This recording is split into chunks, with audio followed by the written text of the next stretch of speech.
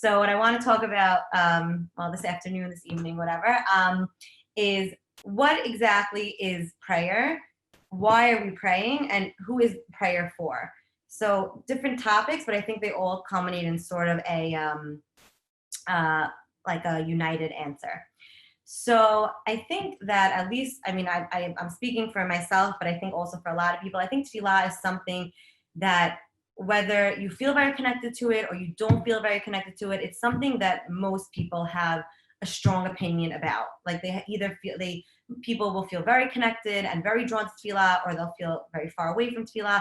And the same person could have those different feelings about it at different points in their life. It's a very dynamic thing.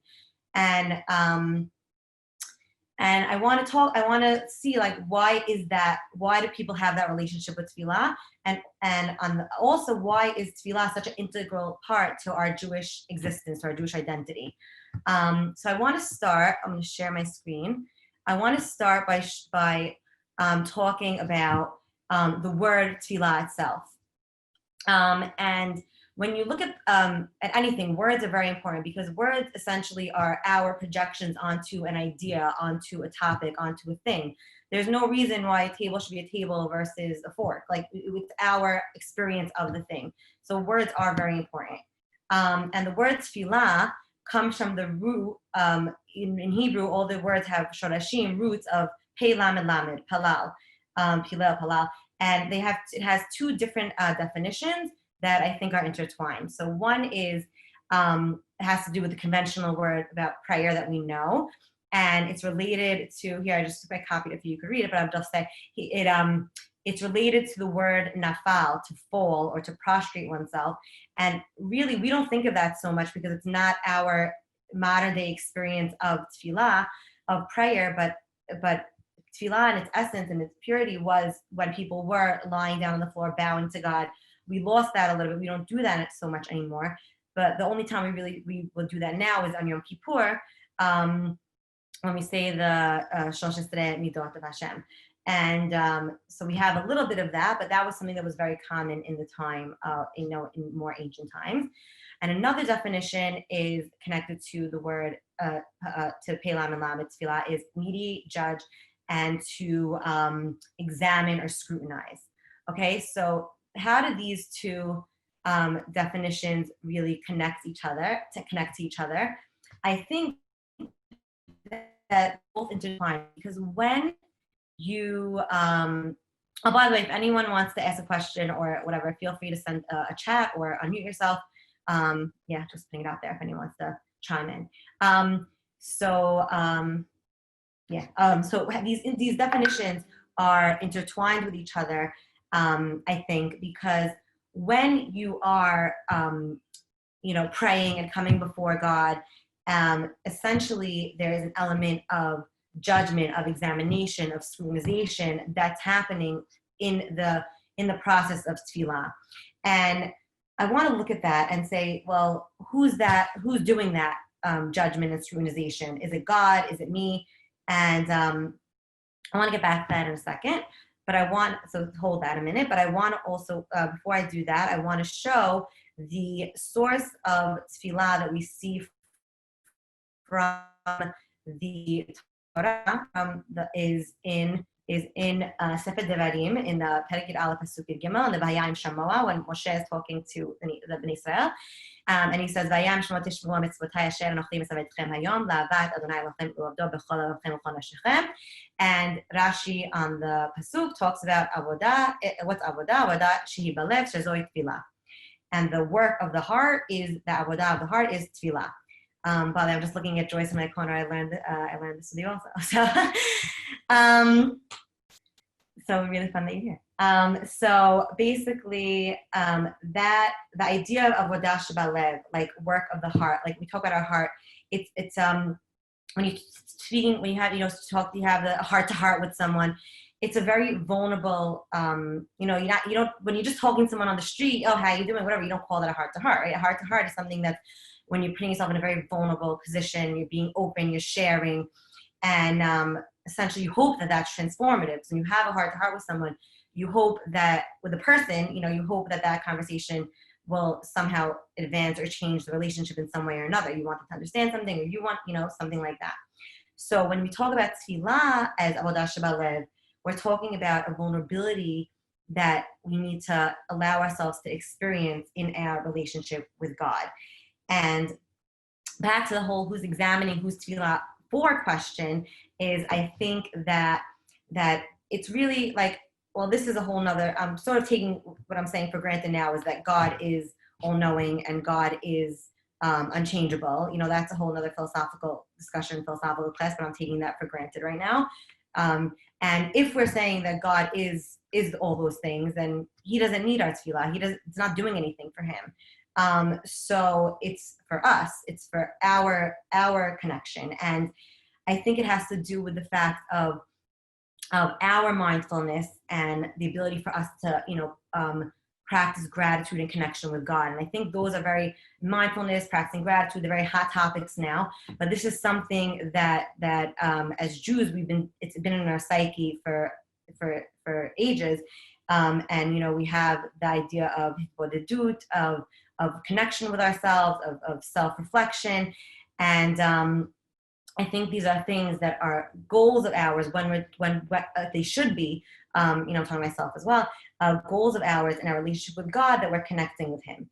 And there's I don't know if any of you know Brene Brown, but she's a researcher about vulnerability and shame and connection. So I brought a few of her quotes here. And I think she's not talking about tefillah, she's talking about connection to people in general. But I think that what she says is very closely knit to what our goals and our understanding of tefillah should be. So she says, connection is the energy that exists between people when they feel seen, heard, and valued, when they can give and receive without judgment, and when they derive sustenance and strength from the relationship. So essentially, that's what our feeling and what our want in our relationship with God is when we're coming to him when we're coming with him to pray, tefillah, is that we want that connection with him. We want, to get the sustenance and the strength from him. We're asking him for that. We're trying to connect him to that. And that's our goal, and how do we do that? Through vulnerability. And in vulnerability is the birthplace of innovation, change, creativity, and change. So that process of self-reflection, of connection, is allowing us to open up and change ourselves. And to be vulnerable means to show up and be seen and ask for what you need and talk about how you're feeling and have the hard conversations. So I think that if we use, and this is not easy, and this is not, I'll talk about in a second about the routineness of tefillah, but I think as a goal, we should be looking at tefillah as a way to have the hard conversation with God. We're coming to God and we're connecting with him in a way where we're being vulnerable and we want to be seen and we want him to hear what we have to say and hopefully answer in a way that we want. But it's not only about asking and receiving, it's about building that relationship. One of the phrases that we see repeated in the tefillah is Yehi ratzon lefanecha. It should be your will, right? And I think that that's a key component and a key playing thing in tefillah, is that we're coming to God in our limited knowledge, in our limited understanding, and we want health and prosperity and all these things and everything to be secure and safe and all these things, but we don't necessarily know how or exactly how that should play out for us. So we're asking God that like this should be your will. What I'm wanting, what I'm asking for, should also be something that you as the ultimate ruler and connection should know that that's good for me and hopefully give it to me. And I think that that's that God is always in the position for us to connect with him. It's a matter of him, and tefillah is his way of saying, like, let's connect. Like, I'm giving you this time to connect.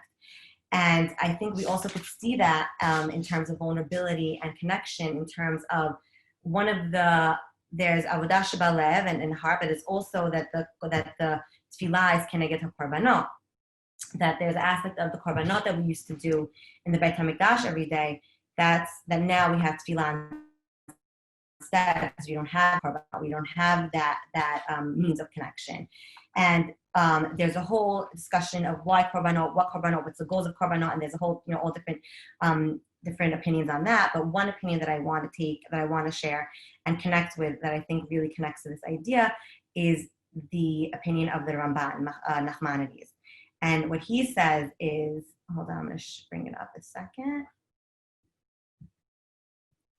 is he talks about when someone's bringing korban, here I'm going to start in the middle here, that kol ele ki chata, okay, so basically when you're giving a korban, the person who's giving the korban has to take his hands and put it on the animal and say what he did wrong, why he's bringing this, verbally say it, and either he himself or the kohen will kill the animal, pour the blood on his back. It's a very intense process, and the Ramban here says that he should be looking at this process as something that should be happening to himself, that he should be looking and saying that these should be that it should be his blood that's being spilled, and it's only a chesed of haboreh shelakach mimeno tumura v'kapara korban hazeh sheyeh damo tachat damo nefesh tachat nefesh, and that all these things that he's giving, the blood and the nefesh of the animal, is really his, and it's a gift and a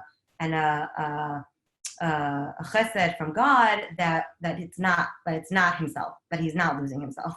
So I think that connects to the idea of vulnerability, that you're putting yourself in a very vulnerable place when you're praying. And now all of this is very nice and in my head very ideal, because in reality, on a day-to-day, I'm not necessarily coming into my tefillah with such a mindset. I'm coming in, it's something I'm doing every day, right? Or I'm supposed to be doing every day. Whether I do or not, obviously, is another question, but I'm supposed to be doing this every day, putting it in my schedule, in my life. And when things are rote, there's two things that happen. Number one is we take them for granted and we don't really fully appreciate what's giving our what's the process. And number two is we don't really we might resent it a little bit, or we might not understand the importance of it because it's just something I do every day. And I think that the routineness of tefillah could be taken with twofold and two angles, because I think on the one hand it's a very big challenge, because we have to come to it anew every day, and we have to come with the right consciousness. And if you learn learning the halachot and the rules of actual tefillah and how you have to come in, and you can't come into it's a very heavy topic, because you can't come in to tefillah without the right kavanah and to do real tefillah. And it's meaning you can't come after a fight with someone. You can't come if you're distracted. It was actually said that people that traveled didn't have to pray for 3 days, because the travel was such a treacherous thing and so scary that their minds would be so stuck on that they wouldn't have the proper ability to have kavanah, connection and thinking. And that made me think, what does that really mean? Because when you have I think it made me think of I always try to think like the only relationships we have are human relationships, and we have to sort of mirror that relationship to God. Like the same way when Rambam Maimonides talks about loving God, he compares it the same way a man loves a woman. He's always thinking about her. He's always, so the same way the only relationships we have are human relationships. So if you're thinking about a conversation you're having with a person, with another human being, we spend, at least for myself, we spend a lot of our day talking nonsense to people. Like, they're not real conversations. You could talk to people for hours and then be like, what did I actually just talk to that person about? It was a bunch of nonsense. It didn't help me, understand myself better, understand the person better our relationship. It was just really just passing the time and not really helping anything move forward in any way. And that does happen a lot. And that could be tefillah for a part of your experience in tefillah, my own included. There are days where I feel like I pray and then I'll be like, wait, did I even pray this morning? Like it wasn't a meaningful experience, that I didn't even, it didn't really connect to me. So I didn't even feel like, did it even do anything? I don't even remember if I did. I think I did. I don't know. And that's a challenge to get past that point. And I think to think about it as when you need to have an intense conversation with someone about something, a loved one, a spouse, a parent, child, a very good friend, and you know you need to talk to this person about a topic, and it's weighing on you that you need to talk to this person and stressing you out, and how do I bring it up in the right way, and how do I make sure that they understand me and that they hear me, and we really think about it. So the same thing with tefillah. Ideally, our goal should be, we're not just coming into this conversation with God, haphazardly, like, oh, my phone's ringing, oh, how you doing, how's the weather, what are you up to? It's a conscious conversation to really think and direct where I want this relationship with God to go, and which essentially is a relationship with myself, introspection of where am I, what am I asking for, what am I thanking God for, what am I lacking in my life, where is all that, and it's a very conscious, introspective, self-reflective process. And I think that we need to realize that that it's a heavy thing, and a big gift that we're given, this ability to connect to God. And I think we see this and we feel it. A lot of people, I think, feel it, especially in times of stress and sorrow, that you want to pray and you need to pray, and we want to ask God for guidance when a stressful thing is happening. And I think that it's our reaction, because whether we feel it or not, like, just because I pray for something doesn't mean I'm going to get it. God's not a vending machine, like, oh, God, give me this, I'll get it. No, that's not the way any relationship works. Even with a friend, oh, give me this, give me that. It's a give and take. So with God, I think when we feel this need to pray, when we feel challenged, when we feel lost, or we need something, or we need guidance or strength or whatever it may be, we connect to God, we choose to pray. I think maybe not so consciously, but I think there's an element of not necessarily God give me what I want, but I have this feeling of I need connection with the only being essence to help, that can help me. The same way, if you're going through a stressful time in your life, you want to talk to someone that you love, that you care about, that cares about you. So, if something is, so the same way when you're talking to God, or when you're praying and you're talking to God and you're challenged, that's I think where it comes from. And I think that's why, in a way, it's easier to pray and to connect when you're going through a challenge, because we yearn for that connection as people. And I think on the flip side, the same, when you're going through something positive in your life, you also want to share that. So we shouldn't just be like, oh, my life's going great now, and not care about connection to Tefillah. Like, we should think and appreciate and practice gratitude of where I am right now in my life. But on the flip side of all that, I think there is something to say about going through the motions. I think there is something to say about, even if my head is not in it all the way and is not where I should be at this moment, I'm still going to take the time to connect and to read the words and to say as best as I can on whatever level it may be that day, to connect. And I think that in itself is a work in yourself, and not something to be taken lightly, and to just, yes, we should always be trying to advance our connections, but the fact, like, you're going for a quick coffee with a friend, it's still better than not making that connection at all, to not see that friend at all. And I think that that's also something to value and to let ourselves have a springboard to grow on. And I think that the reason, well, not the reason, but one of the elements that makes tefillah a little bit challenging is that we're dynamic beings, right? Every day, you're not the same person you were the day before. You have different experiences, and you might go through certain time periods in your life where you feel more connected, you feel less connected, the relationship is better, the relationship is worse. And I think that's all very normal, and we have to give ourselves room for that. I forgot where I saw this, but it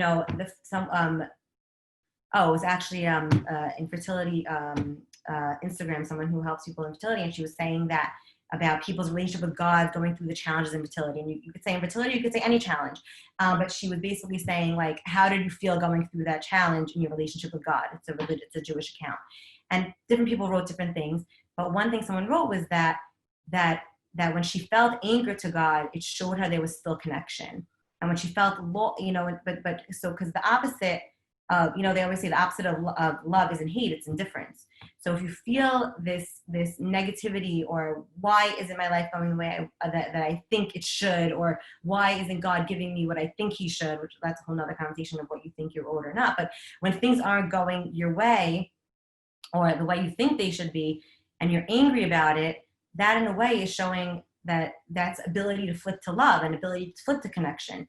Because you only are, if someone on the street, it didn't treat you right, you could brush it off. You don't care who they are. But if someone you love, doesn't treat you right, it hurts more. The same way, like if you're, you're waiting for this job interview, and you're telling your friend about it. Oh, every day I have this job interview. I'm so stressed about it. I'm preparing for it, this and that. And then you keep telling her it's on Wednesday, and I have this job interview and I'm nervous or whatever. And then Wednesday, she doesn't call you how to go. You're very offended, right? Because you're connected to that person. You're like, how did you forget? I've been telling you about it. I'm trying to connect you about it.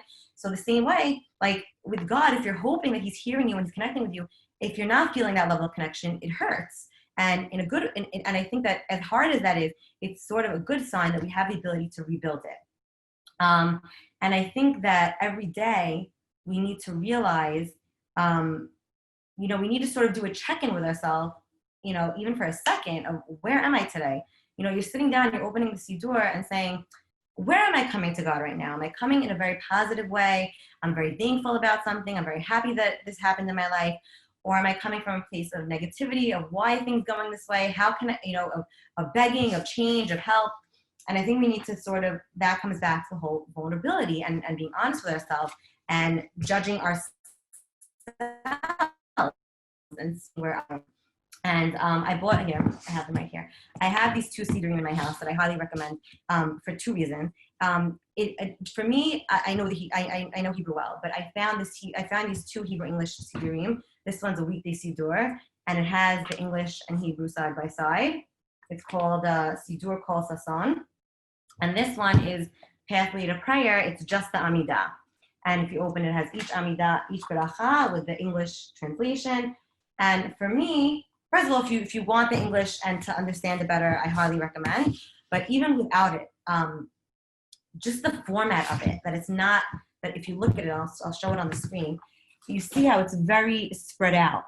And so just by definition, just by the fact that it's spread out, when you're praying, you're not breezing through it. You're consciously, even if you're just saying Hebrew, your eyes are constantly pausing to have more consciousness in what you're saying.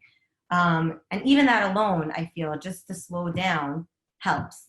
I mean, I'm sorry if I am. I know people tell me I talk fast, and it's always a challenge for me to talk slower. So I think it's also in reference to Tefillah, to not talk slower because God needs to understand you, but talk slower to process yourself, what you're saying, and what's the conversation that's happening.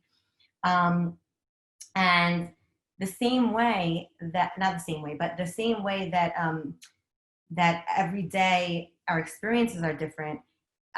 So we should bring that to our tefillah and make our connection different. The same way you don't want the physical, the human relationships in your life to be the same thing. Like, I know, and I think a lot of this, I mean, at least maybe it's only for me, but being in Corona time, quarantine time, you're with your family, it's a lot of the same. And we a little bit take that for granted of the people in our life that we're with. And we forget that we have to work on those relationships. Like, I'm seeing you every day, you're in my face, but am I really taking the time to talk to you and to have a relationship with you, or you're just there? Am I building anything with you? So I think that's something that we should consciously also think about when we're talking, when we're doing our tefillah, when we're praying and we're talking to God. Another thing about that is the environment, the circumstances.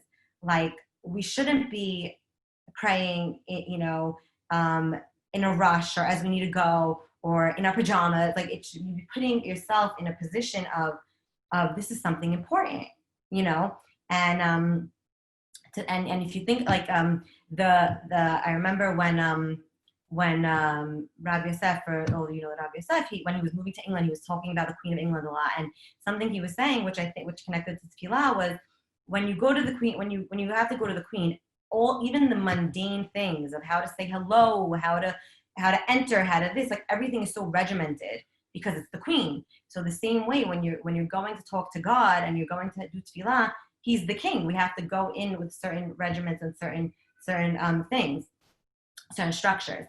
And I think that those allow us, it all connects to being in the right frame of mind and being vulnerable. The same way, when you want to have a conversation with someone, you're not just going to bring it up as they're leaving the door. You know, oh, I'm going to work now. Oh, by the way, I need to tell you this whole intense thing that I was thinking about our relationship or about the kids or about work or about whatever.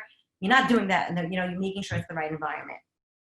And I think we need to use the words. Well, this is, I'm going to touch upon this, but this is really something I'm going to connect to in another class, of using the words of the Siddur as a springboard to the conversation, and not, it's the beginning, it's a springboard, it's not the conversation. And we'll talk about that in a later class. And I think in general, the words we use and the words we think are so important, because that's what makes us. What you say makes you. You know, the words that come out create your reality. There's this experiment going on, I saw on social media. I don't know if any of you saw it or if you did it, but it's an interesting experiment. You take rice, like cooked rice, white rice, and you put them in two different containers. And you write on one love and you write on one hate. And you literally will say loving things to one container of rice and hateful things to another container of rice. And you say, like, what's the difference? It's rice. But what they found is when you do this, and you could do it yourself, or do it with your kids and see what they say or whatever, just to see yourself. The rice that was told loving things got moldy much slower than the rice that was told hateful things. And it was very, very evident. And if you Google pictures of it, you can, like, the one that was spoken to hate was black and disgusting, and the one that was spoken to loving things, like, yeah, it's still rice, it's gonna mold. There was a few spots here and there, but nowhere the extent. So it's just something to realize, that if that's happening to rice, what's happening to our own psyche and the words that we say, and the connection we make with those words, with our own reality, with our people surrounding us, with God. I think that there's something that we need to always appreciate and realize is that a lot of times, at least for myself, we come to Tefillah, or we come to our relationship with God in general, and we see all the lackings in our life. We see, I want this to change, and I want this to get better, and I want to fix this. But we don't take time to realize and to process at least I mean, I'm talking myself, but at least it's hard to process more the positive and how far we've come. And there's a quote that really resonated with me. I just saw it online. It's an anonymous quote. So I don't even, I can't even say who. Wait, we're screen sharing here. That I think is very telling is, I still remember the days I prayed for the things I have now. And I think that's a very strong quote, because we could choose to look at our relationship with God as a give and take, and as, God, give me what I need. Or you could say, wow, look at all these blessings that I have, that I took, that I maybe, I don't want to say take for granted, but that I don't necessarily process and I'm grateful for on a daily basis. And I'll just share this story. I see my grandma here, so she could vouch for the story. When I was, I want to say 5 years old, we went in Israel, and we were at the Kotel, and I was a 5-year-old girl, and they saw me by the Kotel, and I was praying, and I was praying, and I was praying. And after, my grandma said, well, what did you pray for? You looked like you were so intense about it. And apparently, I don't remember this, but I've heard the story about me many times. I said jewelry. I mean, you see, like, obviously, those are things that I'm not praying for now. I mean, I like jewelry, but it's not one of my main prayers with all my heart and soul. So at the time, so our prayers should be evolving with us and should be growing with us. And in the same way, our relationship should be growing with God, and our connection with Him should be growing. So too, so too the things we talk about with him. I think it reminds me a lot about dating. When you first date someone, when you're going on the beginning of your relationship, it's all very new, it's all very exciting, but you're worried, like, when do I tell them this, or when do I bring up this thing about myself, or you're doing all these that you want to go on fancy dates, let's go to here, go to there, it's all very fanfare.